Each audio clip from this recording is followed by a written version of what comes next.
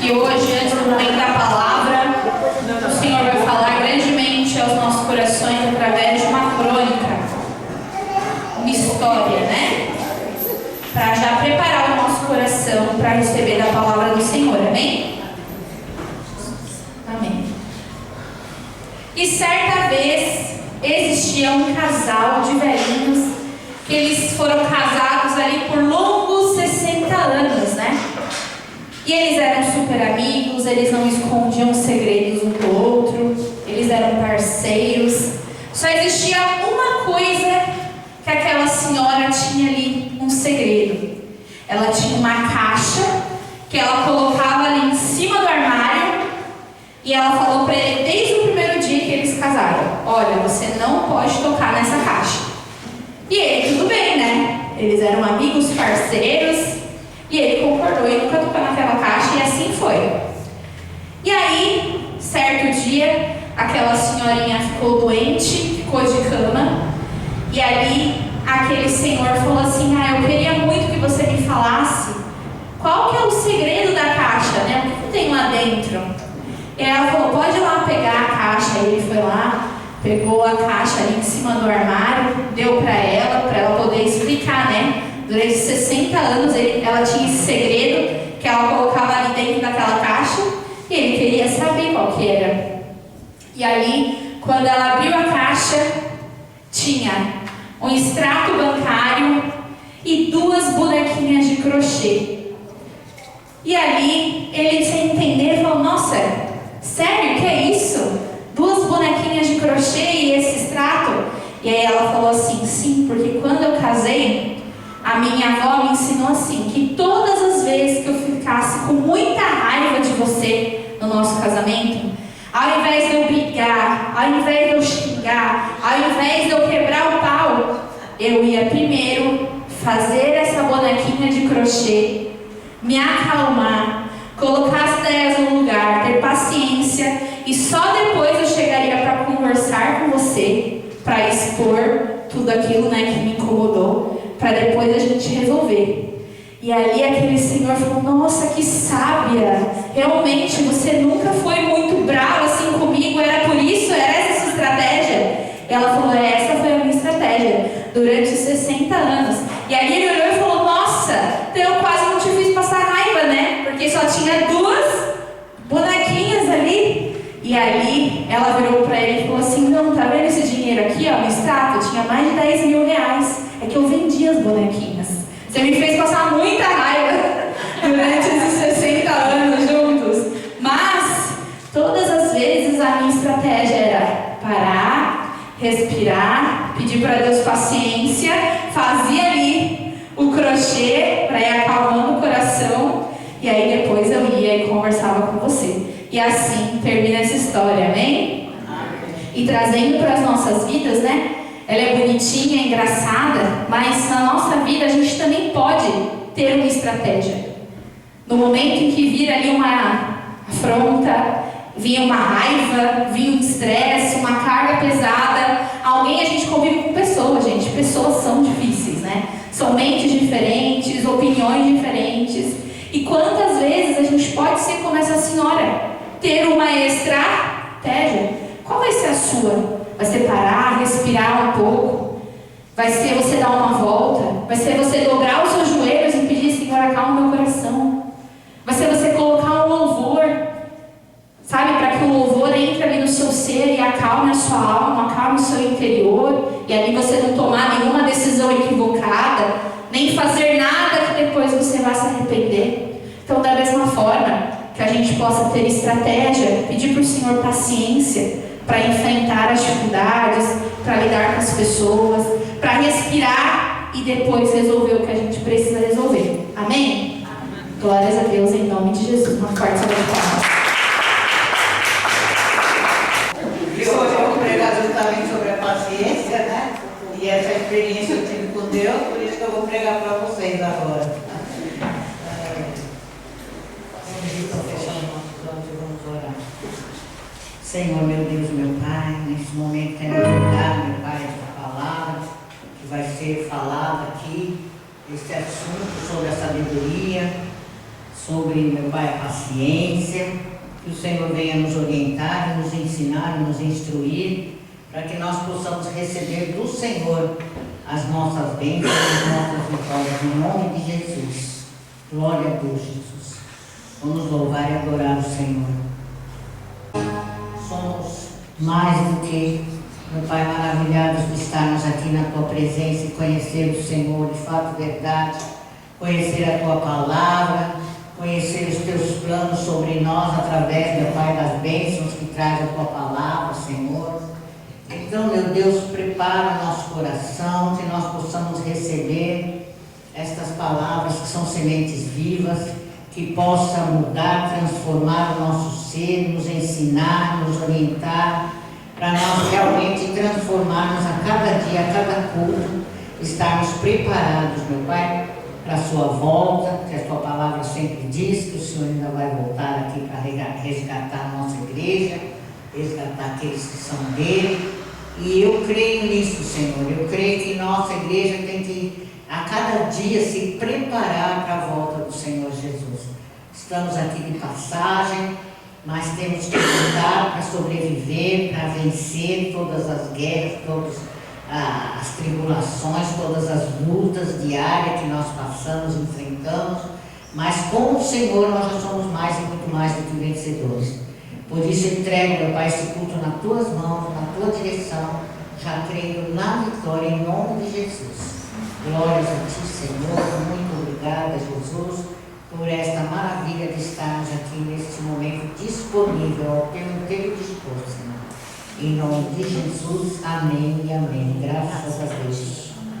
Glória a Deus.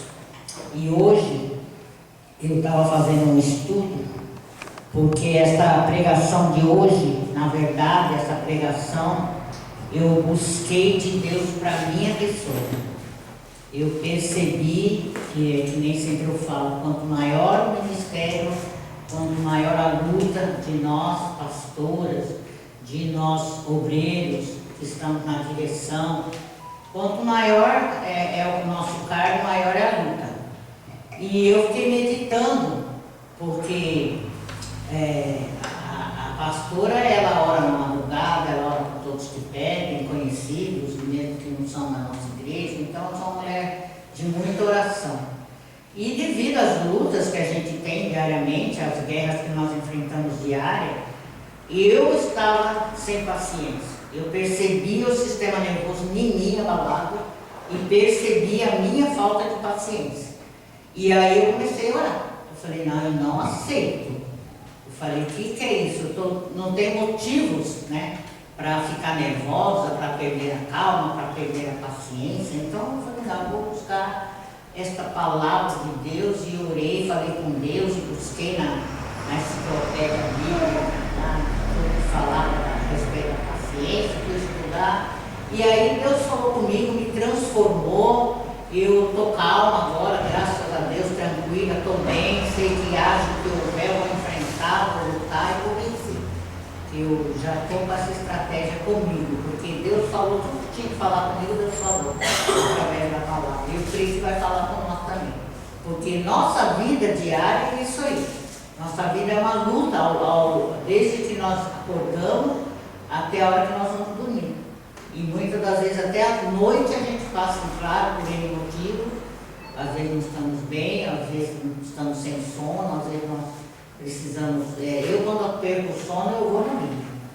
Eu abro a Bíblia, eu ponho louvor, começo a louvar, começo a adorar o Senhor, começo a orar e repreender e vou ler a Bíblia. Que a hora que eu estou lendo a Bíblia, a hora que eu não sono, aí eu durmo tranquilo e pronto. Não vou deixar, porque a nossa mente, se não deixar, é instrumento do diabo. Vem mil pensamentos negativos, vem coisas ruins, e eu, toda vez que isso me acontece, eu repreendo e não aceito. Eu vou repreendendo, porque vem, o diabo ele usa as estratégias mesmo para nos destruir. A finalidade dele, a Bíblia diz que ele veio para matar, roubar e destruir. E aí eu fui estudar sobre a paciência. A paciência é ser paciente. E diz que a paciência é uma virtude do ser humano baseado no autocontrole emocional, ou seja, quando o indivíduo suporta situações desagradáveis, injúrias e o incômodo de terceiros, sem perder a calma e a concentração. Porque realmente nós, pastoras, lidamos com um ser humano, com pessoas, tanto no nosso trabalho, como na igreja, como na nossa casa. Então, a gente tem que ter essa paciência, né? Eu sempre falo que nós temos que ter a paciência de Jó.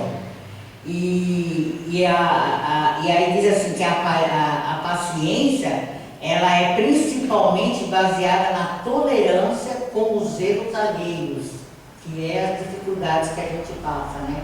Ou diante de situações e fatos indesejáveis. E lá em Provérbios 15:18 fala que quem se irrita facilmente provoca discórdia, mas quem é tardio em ficar irado, ele acalma os conflitos. Então nós temos que levar isso de nós não deixar a ira entrar em nós em momento nenhum. Nós temos que lutar para nós não se irar, não ficar irritado, para nós acalmar os conflitos, como fala na Bíblia. Porque se a gente ficar nervoso com alguém que vem contar alguma coisa para nós e nós tomar o problema da pessoa para nós, em vez de ajudar, nós vamos atrapalhar, porque nós vamos ficar ruim também. Então nós precisamos de ter as estratégias de Deus. E em Salmo 41 fala assim: esperei com paciência no Senhor, e Ele se inclinou para mim e me ouviu quando clamei por socorro. Então, isso aqui é uma experiência de Davi, né? Ele esperou com paciência no Senhor, e aí o Senhor se inclinou para ele, né? E ouviu o clamor dele. Então, nós temos que fazer isso, ter a paciência de se inclinar para Deus nos momentos de luta, nos momentos de alguma coisa que muito grave pode acontecer nas nossas vidas, e nós termos o controle nosso na nossa mão. E esse controle é a paz que Deus nos traz para nós resolvermos qualquer problema sem exceder, né, a situação e nem piorar a situação. Nós temos que acalmar, temos que ajudar, temos que confortar, né? E isso é muito bom. E em Tiago 1,5 ele fala: se porém algum de vocês necessita de sabedoria, peça a Deus que a todos dá com generosidade e sem reprovação, e ela lhe será concedida. Isso é como obter a sabedoria que nós precisamos para nós conquistar na busca a nossa paciência, que hoje nós vamos buscar ela, para nós, para cada um de nós, para nós enfrentarmos qualquer luta. Nós temos que ter a sabedoria de Deus, de orar, interceder, pedir ajuda, né? Ele fala aqui que aquele que necessita de sabedoria, peça a Deus que Ele a todos dá com generosidade, sem reprovações, e ela lhe será concedida. Então, olha que maravilha, né? E agora eu queria que vocês abrissem a palavra em Tiago 5, eu vou estar pregando de 7 a 11, e é muito forte o que fala aqui. Essa passagem falou muito, muito, muito ao meu coração, e me acalmou e me transformou, e eu creio que essa mesma bênção que Deus fez também vai fazer a cada um de nós aqui hoje. E diz assim: portanto, irmãos, sejam pacientes até a vinda do Senhor. Já é algo que nós vamos ter que parar e pensar. Nós vamos ter que ter essa paciência todos os dias até a vinda do Senhor. E aí ele fala: eis que o lavrador, ele dá um exemplo aqui, né? Ele aguarda com paciência o precioso fruto da terra, até receber as primeiras e as últimas chuvas.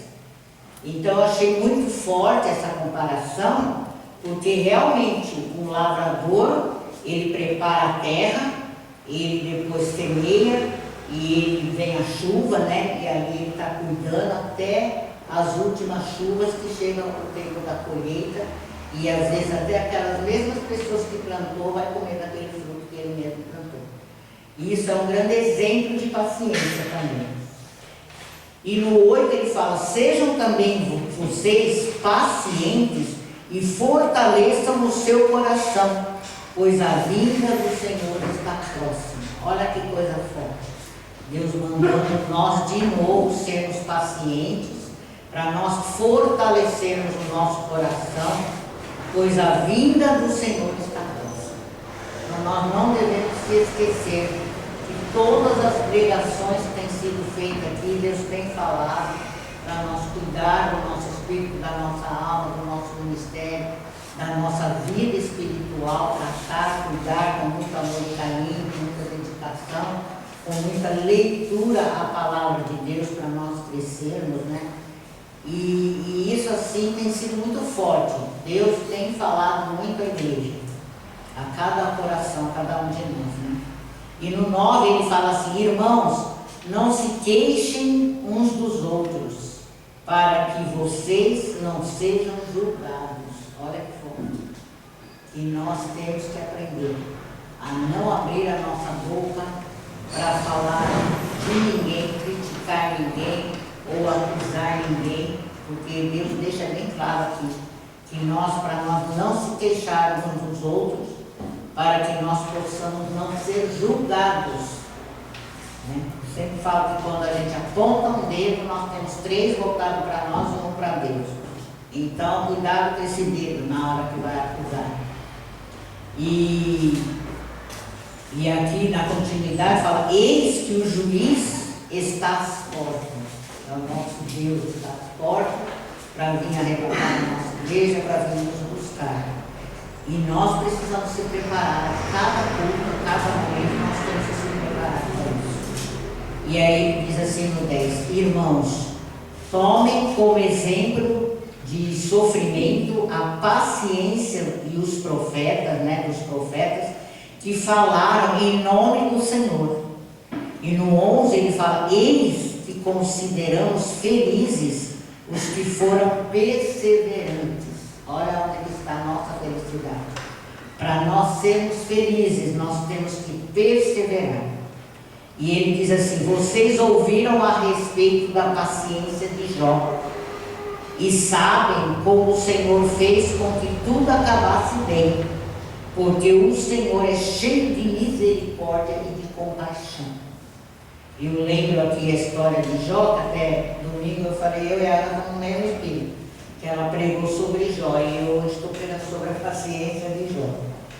E eu repito a mesma frase que a pastora falou no domingo, que está lá em Jó 2,9, que ele fala: então sua mulher lhe disse, ainda retens a sua sinceridade para com Deus, né?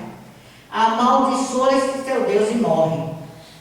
Mas ele lhe disse, como fala qualquer doida, qualquer louca, porque eu estudei nas Bíblias, uma está escrito louca, outra está escrito doida.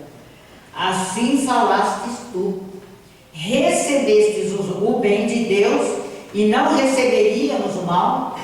Olha que lição de vida, que é muito fácil a gente adorar a Deus, a gente vir para a igreja, a gente está aqui unido, contente, quando está tudo bem.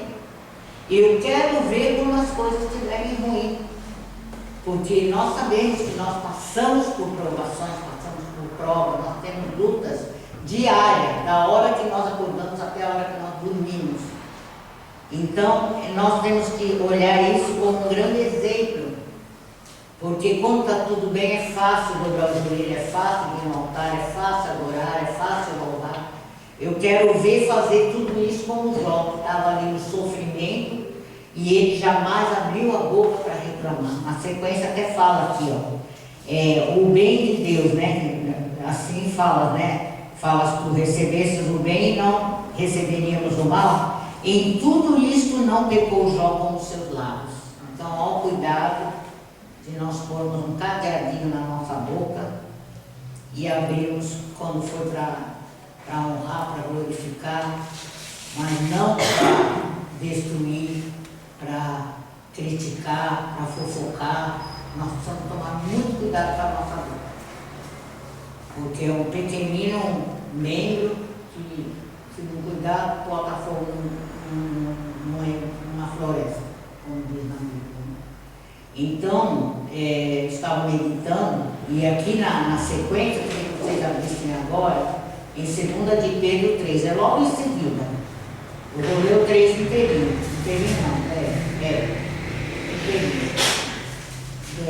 do 11 de julho. Eu achei muito forte porque aqui fala da vinda do Senhor. E diz assim: amados, esta é agora a segunda carta que escrevo a vocês. Em ambas procuro com lembranças despertar a mente esclarecida de vocês, para que se lembrem das palavras que anteriormente foram ditas pelos santos profetas, e também se lembrem do mandamento do Senhor e Salvador que os apóstolos de vocês lhes ensinaram. Olha que forte, mandando nós se lembrar, nós despertar a mente esclarecida, né? Para nós se lembrar dos mandamentos do Senhor, que é a Bíblia, a palavra de Deus. E também ele fala, né, dos ensinamentos que vocês têm na igreja. A cada pregação é um ensinamento que está sendo dada a cada um. Basta querer receber, olhar, guardar no coração, colocar em prática. Se ele deixar entrar por um ouvido e sair pelo outro, não vai acontecer nada. Não vai receber vitórias, bênçãos, né? E aí ele fala aqui no 3: antes de tudo, saibam que nos últimos dias virão escarnecedores com as suas zombarias, andando segundo as suas próprias paixões, e dizendo: onde está a promessa de sua vinda? Isso está acontecendo já. Muita gente está achando que essa conversa, que Deus vai vir, vai arrebatar a igreja, que Jesus está nos finais dos tempos, que Jesus vai vir, vai voltar, vai acabar. As pessoas não estão acreditando e estão se deixando escarnecer, né? Se deixando se influenciar. E aí ele fala assim, ó: onde está a promessa da sua vinda? Porque desde que os pais morreram, todas as coisas permanecem como desde o princípio da criação. Mas aí ele fala o seguinte: acontece que de propósito esquecem que os céus existem desde muito tempo, e que a terra surgiu da água e através da água pela palavra de Deus. Com base nesta palavra, também o mundo daquele tempo foi destruído e afogado em água. Deus falando da época de Noé, que 100 anos profetizou, 100 anos pregou e não conseguiu salvar nenhuma alma, só a família dele. Isso é um grande exemplo para nós lutarmos para salvar a nossa família, sabe? A nós evangelizar, falar nas pregações da igreja, sabe? É muito importante nós abrirmos a nossa boca para falar, porque às vezes as pessoas estão ali fingindo que está tudo bem, sorrindo com a boca e chorando com o coração. E uma palavra de um homem e uma mulher de Deus, ela pode muito em seus efeitos. E aí ele fala aqui no 7: pela mesma palavra, os céus e a terra que agora existem têm sido guardados para o fogo, porque depois dessa passagem, Deus ele se entristeceu muito com a morte de todo mundo ali afogado, e ele prometeu que a próxima, que é esse mundo que nós vivemos agora, ele vai acabar em fogo. E aí ele diz que estamos reservados para o dia, o dia com letra maiúscula do juízo, e a destruição dos ímpios. Então é bom nós pararmos e pensarmos das nossas atitudes, né? E aí ele fala: mas há uma coisa, amados, que vocês não devem esquecer, que para o Senhor um dia é como 1000 anos, e 1000 anos para o Senhor é como um dia. O Senhor não retarda a sua promessa, ainda que alguns a julguem demorado. Muitas pessoas estão achando que é demorado, que é conversa mole, que não vai acontecer nada, Deus não vai voltar, é tudo conversa, né? Mas não, Deus está se manifestando e muitas coisas já têm acontecido, que está em Apocalipse, e Ele está mostrando claramente que a vinda do Senhor está próxima mesmo. E aí ele fala: pelo contrário, Ele é paciente, o nosso Deus ele é paciente conosco, com vocês, não querendo que ninguém pereça, Ele não quer que ninguém morra sem a salvação. Aí ele fala: mas que todos cheguem ao arrependimento. Então, enquanto há fôlego de vida, enquanto há tempo, vamos se arrepender, sabe, das nossas falhas, dos nossos erros, né, dos pecados, não importa o que aconteceu no nosso dia a dia, e nós às vezes por N falhas deixamos escapar um erro, uma falha, um pecado, e nós temos que fazer o que Deus está falando aqui, nós temos que se arrepender, ter a noção de enxergar os nossos erros e ter a humildade de pedir perdão, de reconhecer e de se consertar. Porque se não houver conserto e Jesus voltar, a gente vai ficar, né? Aí ele fala, porém, o dia do Senhor, com letra maiúscula de novo, virá como um ladrão. O ladrão, ninguém recebe um bilhete, um aviso, um telefonema, eu vou aí na sua casa roubar hoje. Eu vou roubar seus bens, eu vou roubar isso, eu vou roubar aquilo, eu vou roubar seu carro. Ele vem, rouba e assim o Senhor está dando como um exemplo que a vinda dele vai ser como um ladrão. Naquele dia, os céus passarão com grande estrondo e os elementos se desfarão pelo fogo. Também a terra e as obras que nela existem desaparecerão. E aí ele fala aqui como esperar no Senhor, né? Uma vez que tudo será assim, desfeito, vocês devem ser pessoas que vivem de maneira santa e piedosa. Essa palavra piedosa está relacionada com a piedade, a virtude, que implica a devoção a Deus, e a religião, e que reflete uma ação motivada pela compaixão e pelo amor. Então Deus está aqui falando para nós viver de maneira santa e piedosa, esperando e apressando a vinda do dia de Deus com letra maiúscula de novo. Está repetindo várias vezes a volta do Senhor Jesus. Por causa desse dia, os céus incendiados serão desfeitos e os elementos se derreterão pelo calor. Nós, porém, segundo a promessa de Deus, esperamos novos céus e novas terras. Olha que coisa linda. Nós temos que ser homens e mulheres de Deus, fazendo conserto, pedindo perdão, se consertando para nós esperarmos, né? Quando Jesus voltar, o qual ele fala aqui, a nova terra nos quais habita a justiça. Por esta razão, amados, esperando estas coisas, esforcem-se para que Deus os encontre sem mácula, sem erro, sem falha, sem mancha, sem pecado, e sem culpa e em paz. Olha aí, que é para isso que nós vamos buscar hoje, né, a nossa paciência, estarmos tendo paciência para nós estarmos sem culpa e nós estarmos em paz, como fala aqui, sem pecado, sem erros, sem mancha, né? E aí ele fala, e considerem a longanimidade do Senhor como oportunidade de salvação. Se ele não veio até aqui, até agora, nós temos que considerar a longanimidade do Senhor, porque ele está preocupado com a salvação do mundo, que o mundo está perdido. Se Jesus voltar agora, vai ser uma catástrofe. Muitos vão ficar, não tem como.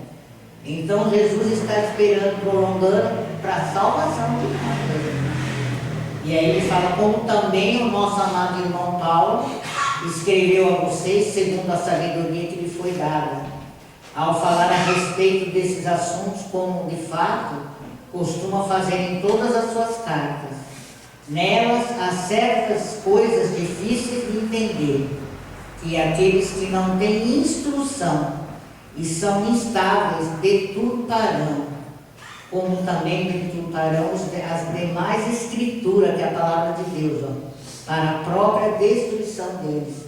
Esta palavra deturpação, estava estudando ela aqui, ela é adulterar, corromper, perverter, distorcer, alterar, modificar, falsear, desviar e trocar.